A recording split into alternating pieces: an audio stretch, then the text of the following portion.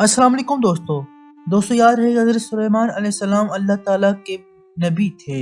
اللہ تعالیٰ نے اسے ہر چیز عطا فرما رکھی تھی، یہاں تک کہ ان پہ مکمل طور پر ایک سلطنت تھی۔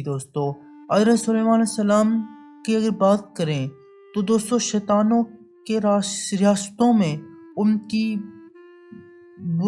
بربادی کے لیے اللہ تعالیٰ شیطانوں کو کی ریاستوں میں اور ان کی بربادی کے لیے اللہ تعالیٰ نے حضرت سلیمان علیہ السلام کو خاص اختیارات اور فرمانروائی عطا فرمائی سے نوازا۔ قرآن مجید میں ذکر ہے حضرت سلیمان علیہ السلام نے انہیں غلط امور سے روکنے کے والے اور انہیں بدعمالی کو ختم کرنے کے لیے ایک عظیم ملازمت فراہم کی۔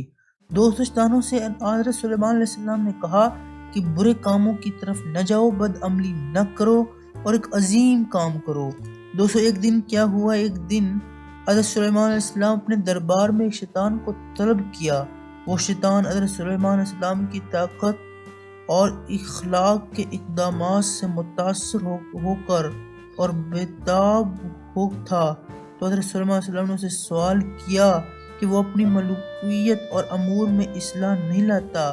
اس کے بعد وہ شیطان شرمندہ اور سرنگون ہو گیا اور اعتراف کیا وہ اور اس کے ماننے والے سرکردوں نے غلط امور اختیار کرنے کا ارادہ کیا ہے، لیکن بد عملی والا واسطہ نبی شیطانوں کی ریاستوں میں اصلاحات کا اقدام کیا گیا ہے۔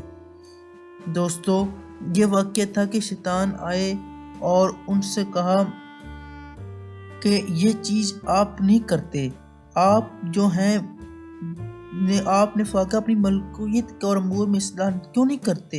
اس کے بعد وہ شیطان شرمندہ ہو گیا اور اس نے پھر معافی مانگنی اور سزاگاروں سے عمل کرنے، یعنی اس ماننے والے سزاگار نے غلط اور امور خلاف کرنے کا ارادہ کیا تھا۔ یہاں تک کی ویڈیو اچھی لگے تو چینل کو ضرور سبسکرائب کریں تاکہ اس طرح کی ویڈیو آپ کو مل سکے۔ Thank you very much. اللہ حافظ۔